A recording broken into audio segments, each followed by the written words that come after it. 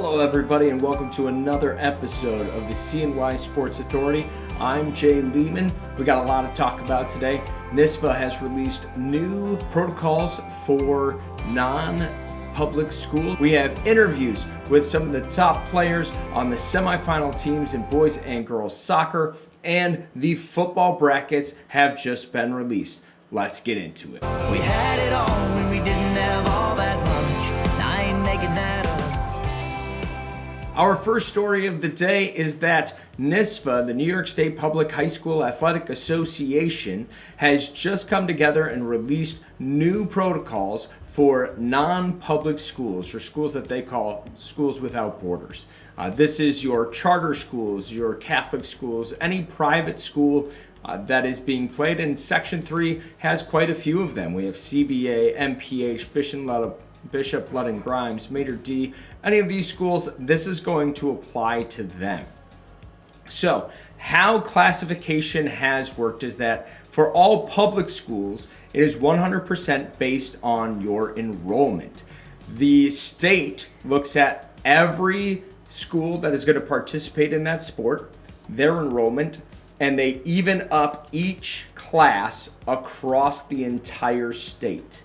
So, this is why you'll see some fluctuations, because it's not even just the entire school, it's per sport. So if there are 600 schools playing girls soccer, then it'll be 100 schools in D, 100 schools in C, 100 in B, and that way it's even across all of them. And that's where they draw that line of the enrollment. So the lowest 100 enrollments would be into Class D. The next lowest 100 would then be in Class C. So that's how they classify schools across the entire state.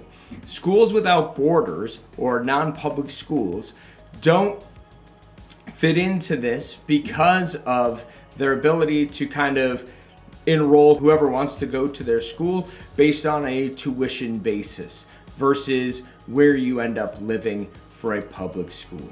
So in order to play sports, you have to be a bona fide student with a full-time schedule living in that district. If you don't live within that district and you wanted to transfer, then you have to wait an entire year and essentially take a year off of playing that sport.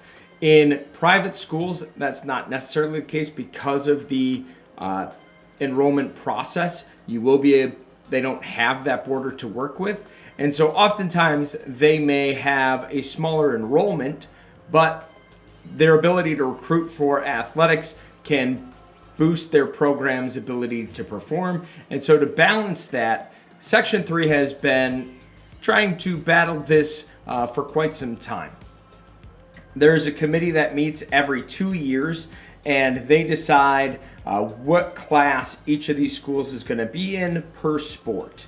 And so they take a look at your history and try to just put them in a group that's going to be competitive. They don't want the private school to be far and above and run away with the title every single season. They want them to be competitive. They also don't want them to be the bottom rung of the ladder on that. However, there has been a bill that was proposed at the state level to come up with some better way of classifying these schools without borders. And part of that was because in the girls basketball tournament, 4 out of the 6 state champions were private schools. And then we look at football, and we see that also taking place across there, with the state championship being against CBA from Syracuse and CBA in Albany. And hometown legislation looked at that and said, that could be a problem. How are we balancing and how are we equivocating these programs across the board? There needs to be a standardized way of doing this. NSFA met. They came up with a new classification process that is a few things. And I find this an interesting compromise because it has bothered me for some time. And I'm not saying that all private schools recruit for sports, but it is a problem because they can. Now, does this happen at a public school setting? Yes. However, because of the transfer rule that is in place, there has to be a physical movement of address that you need to prove that you have moved there. And that's far tougher than just paying a tuition fee. And then there's questions about are schools waiving those tuition fees for athletes, and I don't think we have too much of that, at least in the lower classes around Central New York in Section 3. But I would not be surprised if that is the case, and then we're getting into a whole bunch of other sort of messes as well. And so the state got together and decided, all right, we will release new process of looking at how we put these non-public schools in. And they said that they are going to meet 3 times a year. So my guess is that this starts next year, by the way. So we have to go through the winter and spring season this way. But my guess is that we will be having a meeting. These committees will meet before the fall season, before the winter season, and before the spring season to determine where these teams are set. Now, it did not say when those are going to meet.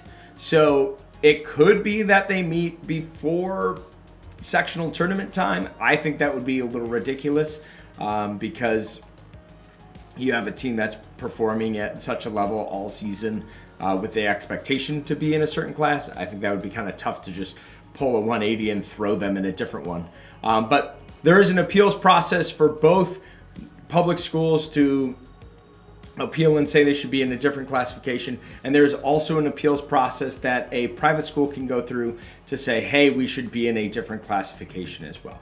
But there are 4 criteria for this classification meeting and whether teams should be moved up in a level.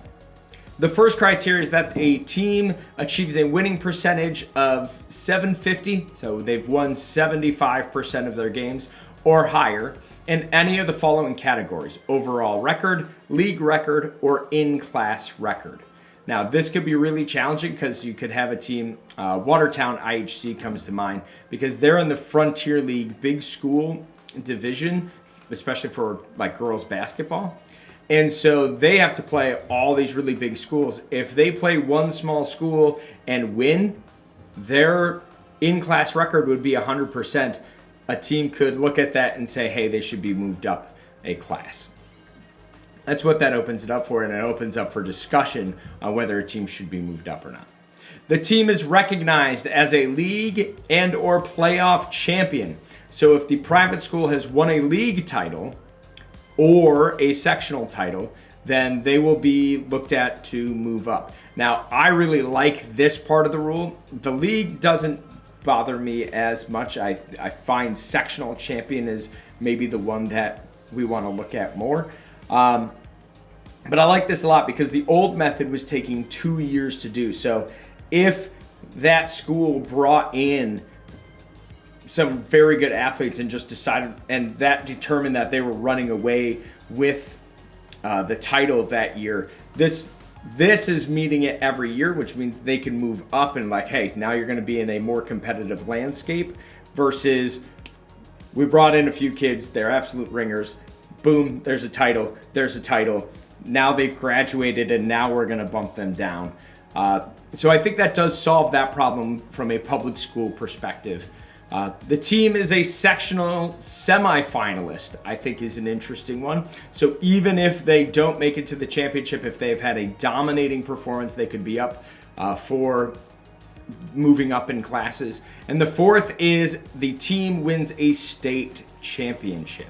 And I think this was the one that really opens the door for a lot of that conversation because of why these bills were kind of proposed and put in place in the first place. So really interested to see what you guys think about this. Again, this is going to be implemented for next year. I really like this. I think it gives every school I think it gives Section 3 itself a lot more flexibility to react to the changing landscape of private schools. I think we saw this is also really needed because of the big change between Bishop Ludden and Bishop Grimes.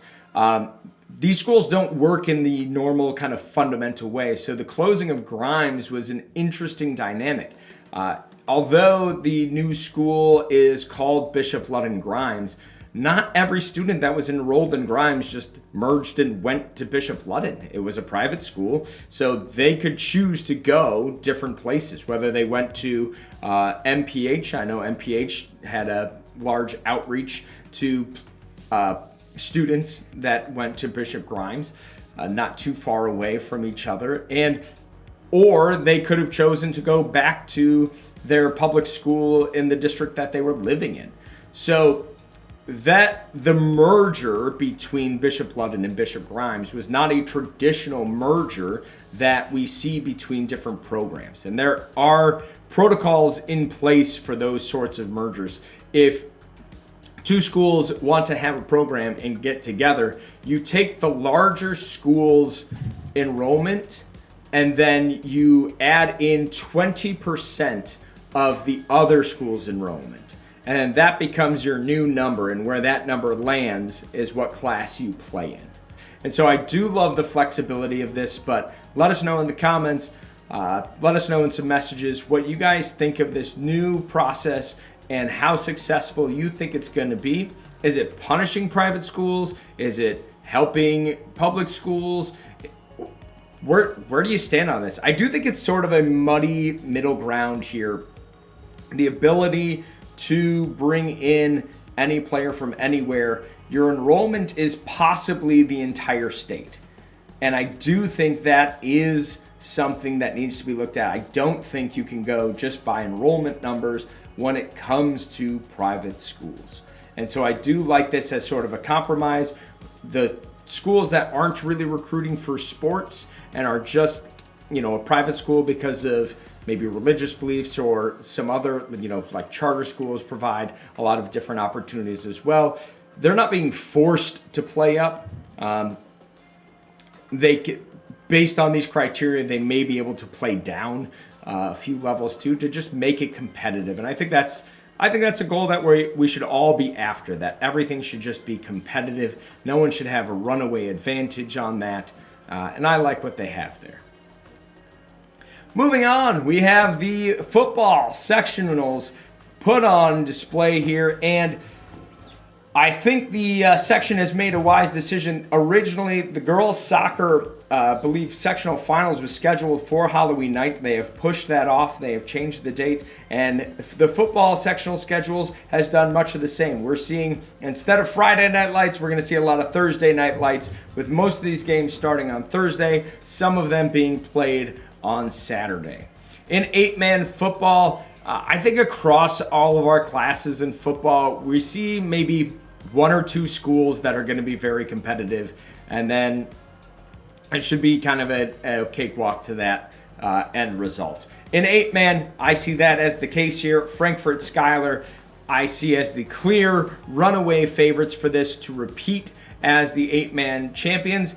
The only teams that I see getting in their way could be Morrisville and maybe Waterville. I don't see Waterville giving them too much of a challenge. I think it ends up being Morrisville versus Frankfurt in the championship. That game at the beginning of the season was a great matchup. You could see the teams making adjustments all the way throughout the game. Frankfurt wins. I think the X factor here, both teams were dealing with crazy injuries. So Frankfurt's number one player, Jerome Bowen, was out for the entire game. And they really had to rely on Monahan to get things done. And Monahan did a wonderful job, especially through the air. And I think that's the X factor. We know Bowen's going to pound the rock, and Frankfurt's going to run the ball extremely well.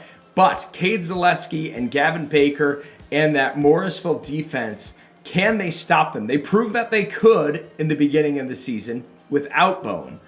And Frankfurt had to prove that they were two-dimensional. They had to go to the air. And Javon Myers is an absolute beast, and we haven't seen him with big performance numbers at all in these past few games. And that, to me, is the X factor. Can Morrisville stop the run? and force the passing game? And if they do, can Bowen and Myers connect in a way that puts Morrisville on their heels again, and how do they adjust? Morrisville, likewise, was without Landon Hires under center for that first game as well. So both teams were missing their starting quarterbacks. How is that going to look when we get to the end of the season? I'm really excited for this matchup. Right now, I can't bet against the champs, and I have Frankfurt Schuyler winning.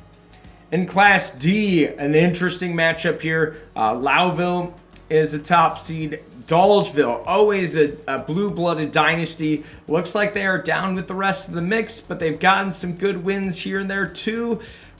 It's tough. Cato Meridian, I think, is also definitely in the mix, and I see that semifinal game being super exciting. Dolgeville and Cato Meridian played a really close game earlier this season.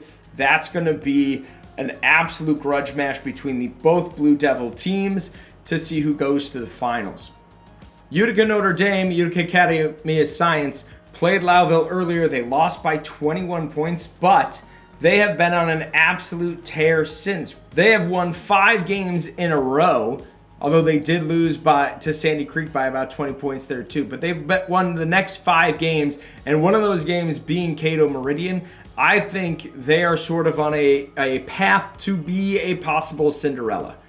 I do think, though, if I have to pick here, I'm going to go with Lowville to the finals. I think Dolgeville can make it happen because they have the experience. But, man, I really like this Cato team. They've been really fun to root for. But I do think Lowville will get this done in the end. And I have Lowville being our Class D champs by the end of the season. Moving on to Class C, this one should be really exciting. Cazenovia is undefeated, but man, they barely skated by Skaneateles. And to be honest, this quarterfinals matchup is so exciting between Canastota and Skaneateles. That should be a great game, and that'll lead us to a really tough matchup here in Cazenovia. General Brown, I have moving on, as well as Marcellus. Marcellus is a pretty good team, but maybe General Brown's able to move past them. I have Cazenovia winning this all, going on undefeated for a Class C title. But man, the semifinals and quarterfinal match with Canastota and Skaneateles, and then the winner taking on Kaz, should be a great game. Make sure we see that one. Moving on to Class B, this one I think is going to be a matchup we want to see, that is between New Hartford and Syracuse ITC. Both teams are undefeated in their division. ITC taking the loss to New Hartford early this season, 27-0. But to be honest, that was sort of the closest game New Hartford has played, and ITC has just been playing really well since. VVS and Homer should be a really good game to start in that quarterfinal round, but I do think we see New Hartford and ITC meet up in the championship, and I think New Hartford rolls with this one. The Spartans take the Class B title. In Class A, another interesting matchup here, as Whitesboro started the season with a loss, but it was a tough loss to a very, very good CBA team. Just ask Liverpool how good they are. They only lost that game 28-7. Now, I would have liked to see them maybe on a little bit more of a roll, as they only defeated Carthage 28-12 this past week. However, I do see Whitesboro making a run all the way to the finals. ESM is sort of the other contender here. ESM is also 5-0 in the league. 2 losses to Carthage and Whitesboro, although that Whitesboro game was pretty close as well, 21-7. ESM was in that game, but again, I feel like we're just kind of going chalk this season across the Section 3 football landscape, and Whitesboro, I believe, will be the champions of Class A when it comes to the end. And that takes us to Class AA. I think we already saw this sort of matchup here with CBA making a pretty easy trip to the finals, and there's no way I can go against CBA for the championship. The question is, who do they face? Is it CNS or is it Liverpool? And CNS just lost to CBA 21-20. And CNS lost to Liverpool at the beginning of the season, 21-7. So has CNS grown that much? Was that just a matter of these are, crazy rivalry games? And Liverpool has an absolute stud at quarterback. They've been playing great all season, but they got trounced pretty bad by CBA in that loss. But how do they match up? Because, man, you can't compare scores. It is about matchups here. And so I think I would like to say CNS could ride this wave to get to the finals. And I'm going to give it to them. I want to see the rematch of CBA, CNS in the title matchup. I do think the Christian Brothers Academy will repeat as champions for AA football, though, this year. All right, well, that's what I think is going on in football. Let's hear from you guys how things are going in soccer. We're going to bring in several guests here to talk about their seasons across the soccer landscape. All right, I am joined here by Fayetteville Manlius's Tyler Hutz, the number 1 seed. Last year, you guys made it to the semifinals in the AAA bracket.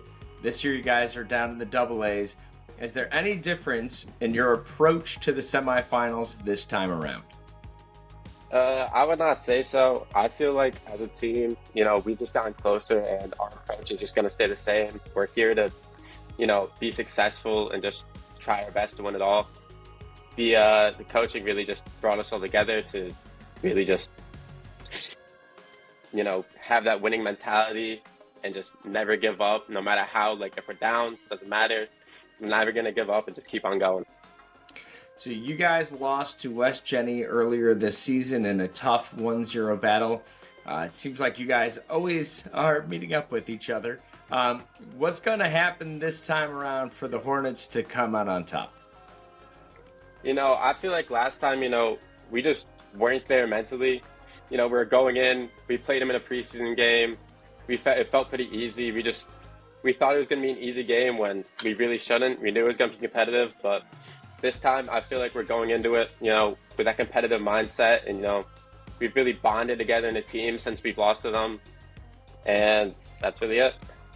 So you only had 3 assists last season. This year you have 10 goals, 4 assists. What has that transformation been like for you? It's been a struggle. I've put in work. It's just I've changed my position from winger to striker, which has really brought more opportunity for scoring for me. And, last year I wasn't really a key player. This year we have more key players. We have our wingers out wide. We have our center mids which control the game and can just get the ball to me whenever. So it really just makes it easy for me to score. Speaking of those key players, Alex Porter is having a great season, as well as Aiden Burkett. However, who are some of the unsung heroes on your team that don't get all the glory of scoring the goals? I would say Keshav Gangritty is a great player. He controls the midfield really well for us and just distributes the ball. And then also Bradley Muhammad, our center back. He is the main reason that we win games, honestly. He holds down the back. He just controls the ball in the back and really just controls the flow of the game. All right. Thanks for joining us. I'm going to get you out of here on a little lightning round. Last song that you listened to? Private Landing. Current or the last show that you were watching on Netflix? Or any streaming service, I guess. Anything you've been binging lately? Ted Lasso I've been watching recently. All right, good choice. A talent you have outside of soccer? Really good at fishing. Nice. What's your favorite dinner? Probably just steak. Steak, all right. And where's the best place to grab a bite around Fayetteville and Manlius? I love Mario and Salva. It's a little bit of a drive, but it's a great piece of place. All right. Thank you, Tyler, for joining us. Good luck in the semifinals. Maybe we'll see you guys lifting a banner at the end of the season. Thank you. Have a good one. And now I am joined with ESM's Michaela Hurlbutt. Every season, it seems like you guys and West Jenny are meeting up with the title on the line. You've only lost 1 game this season, and it was to the Wildcats back in early September. How much have you guys grown since then? We have grown a lot as a team. I think we have been doing so much better, and we are ready to play them if we play them in the finals this year. You guys took down Whitesboro 8-0 earlier this season, but it's the playoffs and anything can happen. What are you guys going to have to make sure you do in order to make sure you make it to the finals? I think we just have to be positive as a team and make sure we communicate on and off the field and just play our best. You, Bailey, and Aisley have been having a phenomenal season. What do you think the secret is for how well you've all been able to work together this season? I think it's because we have been playing together for now quite a few years, so we have that chemistry built up. You guys haven't given up a goal in 5 games. What has the defense been doing to keep you guys earning these clean sheets? Our defense works really hard, and we also have a really good goalie. So all of that is amazing for our team. Is there anyone on your team that you feel like is an unsung hero? It's so hard because in soccer, the only stats we keep are saves and then goals and assists. Is there someone on the team that's doing a whole bunch of work but doesn't get recognized because they don't have those stats? I think one of our sophomores that just got brought up, Isla Ellerton, she's been doing really good this season. But she plays defense, so she doesn't always get that recognition that she deserves. Nice. All right, well, we'll get you out of here with the lightning round. What is one word that describes you off the field? Dedicated. What's the best show you have binged on Netflix or Hulu or any of those streaming services? The summer I turned pretty. Oh, I've had to endure watching that with my wife. All right, I get it, I guess. All right, follow-up question. Whose side are you on? Oh, Conrad, obviously. What's your favorite dinner? I love steak. Steak. Who's the funniest player on your team? Probably Chloe or Clara. Probably, yeah. All right, and where is the best place to grab a bite to eat over by ESM? I love avocado. All right. Well, Michaela, thank you so much for joining me and being a part of the podcast. And good luck as you guys head into the semifinals and hopefully get another shot at the finals. Thank you so much. All right, I'm joined here by Benjamin Stevens from New Hartford. Last year, you guys came in as an underdog and had a crazy 4-0 win in the finals. What is different about being the overall favorites this year? I wouldn't say we're the underdog. I would say actually, this year it might be actually harder because our entire attack just is gone. We have an entire new attack, all sophomores or juniors. I don't know. I think we can carry the momentum from the season. I mean, that one loss we had definitely hurt us, but I think we can do all right. Yeah, but. Speaking of that one loss, you guys haven't lost since early in September to Whitesboro. What has been the secret to you guys locking in and performing at this caliber for so long? I just think the Whitesboro game got in our head. That was like our one game we wanted to win in the season, like our most important game, and then we lost it. So I think it really boosted our want to win, and we ended up coming back, beating them 6-1 the next time. This season, you've doubled the amount of assists that you had from last year. What has the team been doing differently to up the sort of production? What's been the secret to your guys' chemistry? Honestly, I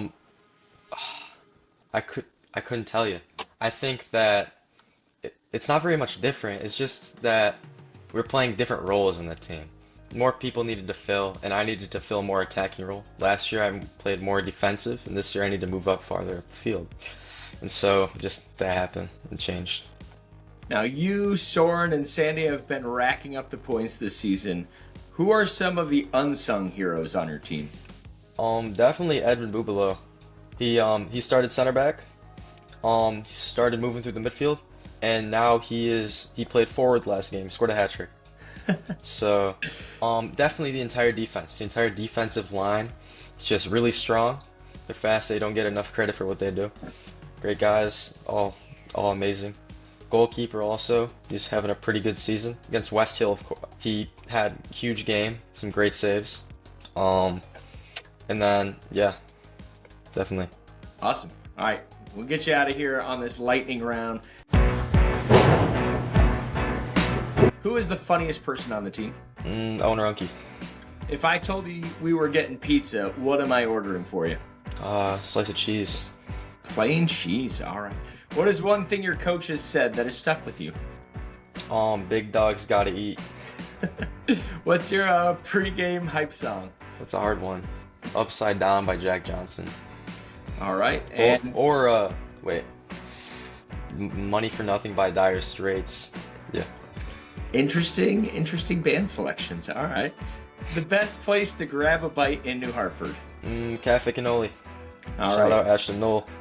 All right. Well, thank you, Benjamin. Good luck in the semifinals and good luck trying to repeat as Class A champions this year. Of course, thank you. All right. We are joined now with Lowville's Mia Hanselman.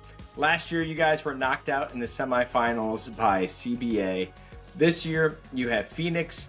What's it going to take to get over that hump and get into the finals?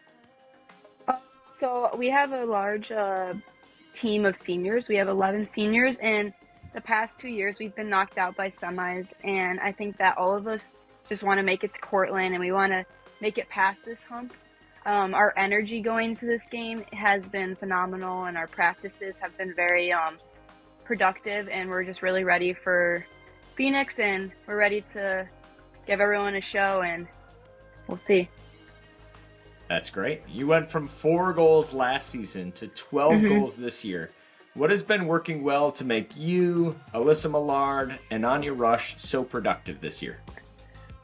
So we actually have a new coach this year. We have a coaching change. Our past coach, he was very good. He was very well known among Section 3. He had like 500 plus wins. So having a new coach, I thought she's bringing in a new style of play, which is allowing multiple people to thrive and multiple people to be able to score. Like if you look at our stats, we don't have one person that's scoring all the goals. Like we're all very well-rounded, and I really think that her coming in and just showing us this new style of play has really helped everyone step it up and help everyone get on the stat sheet.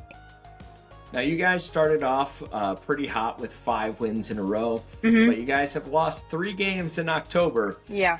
What kind of preparation goes into refocusing yourselves for this postseason run? So I really think we got through a point where like we were kind of comfortable and we weren't taking risky chances, and we've started to like move people around, and we're definitely figuring out like spots and changes, and we actually had 2 starters go down with injuries this October.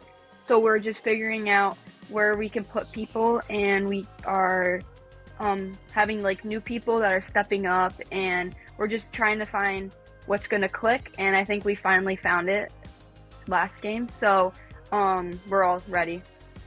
Awesome. Now you talked about how you guys are really balanced, and obviously you, Alyssa, and Anya get a lot of praise for scoring a lot of the goals. Yeah. Who's an unsung hero on your team?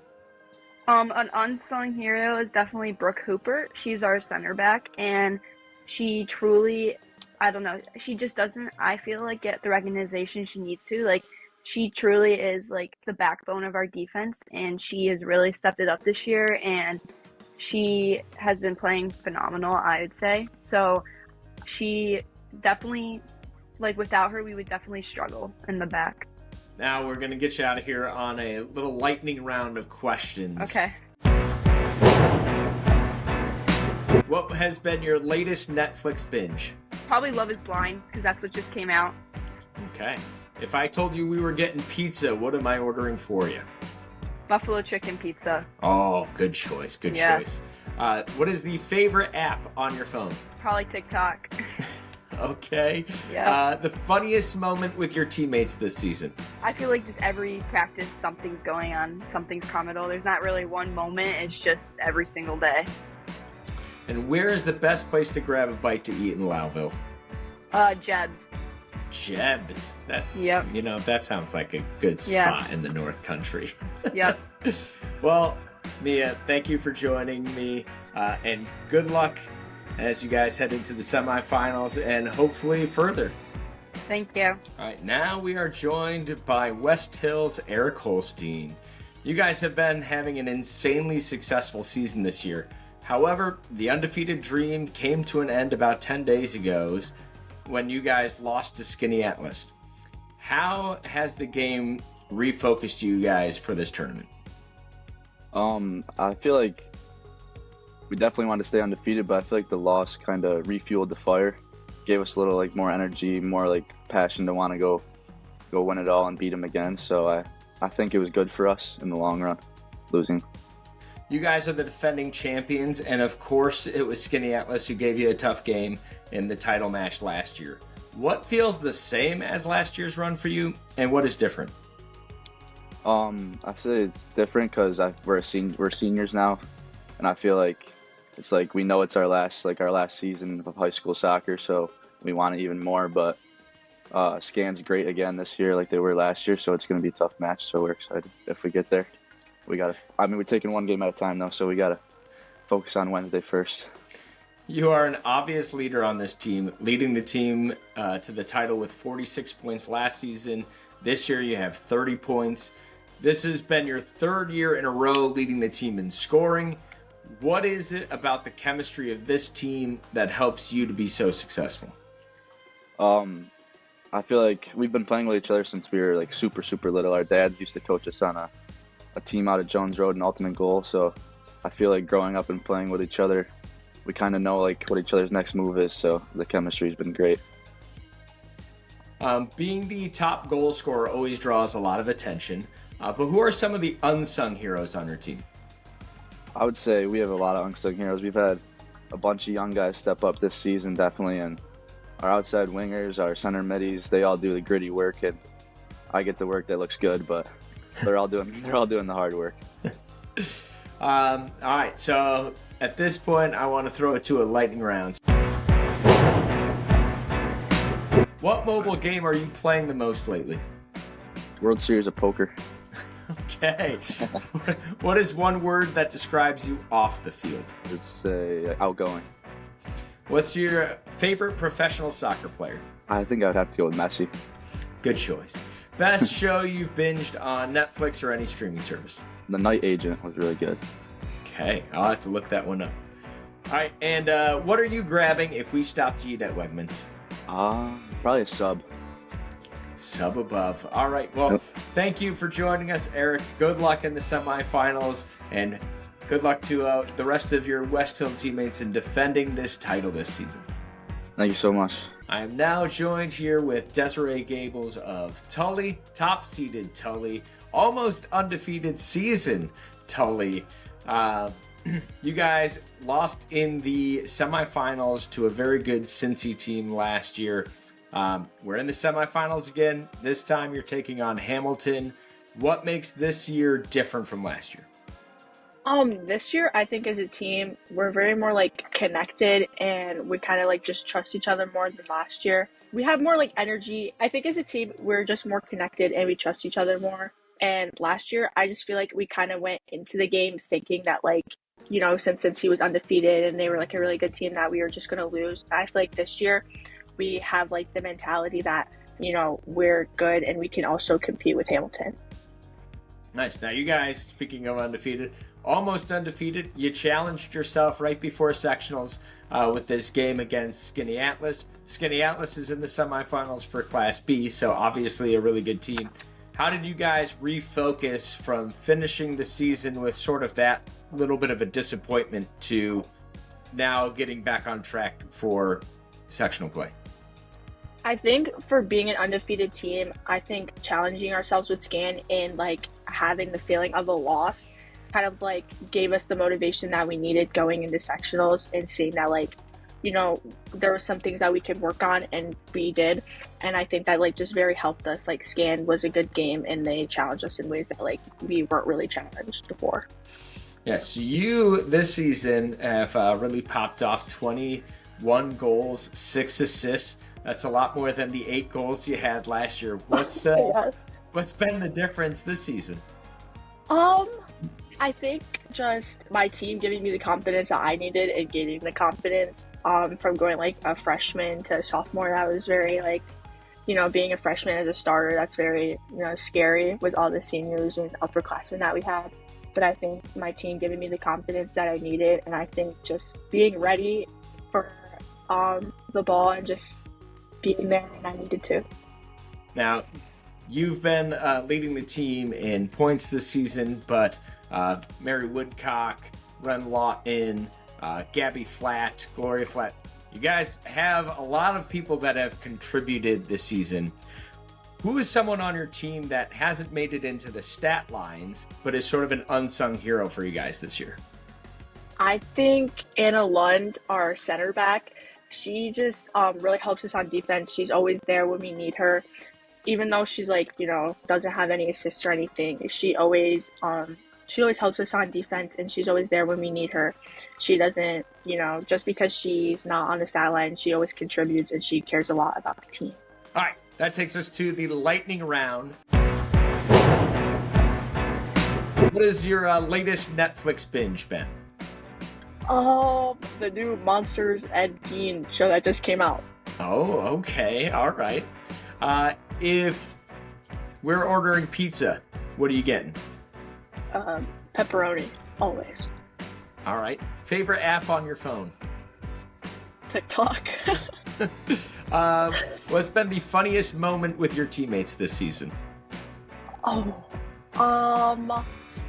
think yesterday, a picture got sent in our group chat, and it was of Mari in the locker room, and it was just really funny because she was just sitting in her cubby listening to music, and she was just like very, very locked in, and it was kind of like a joke. That was a fun one. Nice. Where is the best place to grab a bite of food to eat in Tully? Sweet Basil. It's pretty good. All right. Well, Desiree, thank you so much for joining us, and good luck to you guys as you take on Hamilton in the semifinals, and hopefully continue on to get a shot at this title. Thank you. All right, and now we are joined by Blake Kneckley from Bishop Ludden Grimes, the keeper behind a whole bunch of clean sheets this year. Last year, you guys made a trip to the sectional semifinals, but you lost in a shootout to Fabius Pompey. How has that moment fueled this team for this season? It was a rough loss. Fabius scored with about 30 seconds left of the second half to go into overtime. They went into double overtime. And yeah, it was a rough loss. We didn't think we had much of a chance in the PKs, but yeah, that loss, we thought we were going to go further than we did last season. And our coach wanted us to, we wanted to win, or I wanted to win than last season for our coach, because he deserves it. And so that's what I'm focusing on this season, is that I'd hope to win sectionals for the team and definitely for the coach. You guys have only lost 2 games this season. One to MPH way back on September 5th, which you guys avenged 2 weeks later with a 3-1 win. And then you took a loss to a very good West Jenny team. What has been the secret to the Gaelic Knights' success this year? We've just stayed focused in practice every day, and coach has helped a lot with that, making sure that all the guys are staying focused and not goofing off, and just staying locked in for sectionals. We haven't let in a goal since the loss of West Jenny, so that's been a good confidence booster a little bit. Absolutely. For sure. They say defense is the means winning a championship here. So you guys have had 12 clean sheets this year. What has been the secret to the stellar defensive performance all season long? Our main defensive defender is Luke Ruddy. He's our center back, and he's been able to get every ball that's been playing through, or just win every single ball that comes to him really well. And he's been playing defense for, I think, the past 2 seasons. And he's our best defender. And then Dante and Nick Brunger. Dante came from Grimes, and he started in defense in the beginning of the season, but now he's at, I think, CDM, center defensive midfield. And then we dropped Jack McMahon back in the defense. And Luke Ruddy is very good at keeping the defense organized and stays on point for throughout the whole game, and make sure everybody is marking up and wins the balls. Nice. You mentioned Bishop Grimes here. What is the biggest challenge for you guys being a private school, and how did the closing of Grimes affect your team? Well, the closing of Grimes actually affected the team in a positive way, because we've got some really good players that came from Grimes to help us out, and that definitely helped us a lot, because we got Eddie Karoma, who plays forward, and I'm pretty sure he's the leading scorer on our team, and Dante, who is a solid player all around. Time for a little lightning round, all right? What is your go-to pregame hype song? I'm actually not too sure. I just kind of go on Apple Music and listen to Apple Music's pregame playlist that they put together, and then I just listen. But all right. Who's the funniest person on the team? Probably Porter Sheen. What is something that coach has said to you that will stick with you? This is my first year playing goalie, because last year I was on the bench last year, but I decided that goalie, I'd be pretty decent at it and I'd enjoy it. And so I gave it a try, and now I'm enjoying it a lot, and I'd say I'm doing pretty well. But coach always says these comments on the side and motivational things that have been encouraging and made me more confident in the game. What is your favorite dinner? I'm gonna have to go with chicken riggies. Ooh, chicken riggies, solid choice. Yeah. What is a talent or hobby that you have outside of soccer? Skiing. Skiing is definitely my favorite activity to do. Are you hitting up the terrain park, or are you just flying down as fast as humanly possible? I usually stay in the terrain park the whole time, and yeah. Nice. Well, Blake, thank you very much for joining us today, and good luck in the semifinals. Class C, I think, is the toughest bracket to play in this season. You guys have some big challenges ahead of you. Cooperstown is first up, but good luck to you guys and the rest of the Gaelic Knights, and thanks for coming on. Thank you. And now we are joined by the top team in Class D, the Cincinnati Red Lions, Jocelyn Tershman, three-time defending sectional champs. What is different about going for number 4? I think just the chemistry overall of the team, because we did lose some key players last year and we had to adjust to that. And our team overall is a lot of juniors, and I think that working together is just changed our overall chemistry and how we play, so that's really nice. It's just a change, and other teams don't always expect how we play now than how we did last year. Now, speaking of some of these players playing big roles, you, Peyton Landers, Kendall Sustad, you each have over 20 goals this season. That's insane. What is the secret to the balance in the Lions' attack? I think not rushing the play, like taking your time, like having that chemistry that I talked about. I mean, all of us have played with each other since we were like 4 years old. So like we kind of all know how each other think, like where's the next pass gonna be, who's where, like, and it's really just all about communication, honestly, between us. And I don't know, it's just nice. It does sound nice. You guys, what's also nice is that you guys have only lost 2 games this season, one to Hamilton and one recently to Chittenango. Mm-hmm. How have those games helped prepare you guys for this postseason run? They've actually helped us a lot, because I think definitely in those games we figured out where we are weaker and what we need to work on in practice, because we have a trouble doing that in the CCL league. So now that when we play the harder teams, and like if we lose or like if we barely beat a team, we like, okay, so we got to work on this, this, and this, or this needs to improve, or this just needs a little adjustment. So it just helps us. We have to learn from it. So you and Peyton and Kendall get a lot of praise because you guys are in the score lines a lot. However, who is an unsung hero of the Red Lions squad who we don't get to talk about because they are not in the stat line? I think Chelsea Stafford needs more recommendation than she gets. She's definitely a key role in there, and she wins the balls out of the air. She's very good at distributing the ball. All right, we'll get you out of here with this lightning round.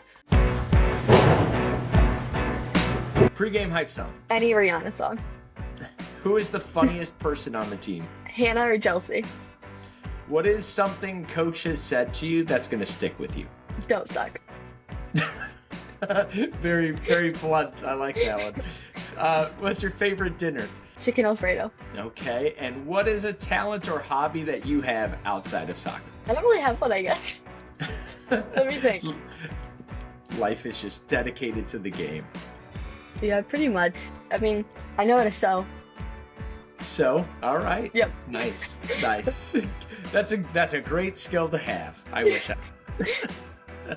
Well, Jocelyn, thank you so much for joining us, and good luck to you and the Red Lions as you guys go on to defend and go back to back to back to back sectional finals. Good luck. Thank you. Thank you for joining me again here on the CNY Sports Authority. Maybe we'll be able to recap all of these games as they finish up the end of the sectionals and we crown our champions. CNY Sports Authority, small schools, big coverage.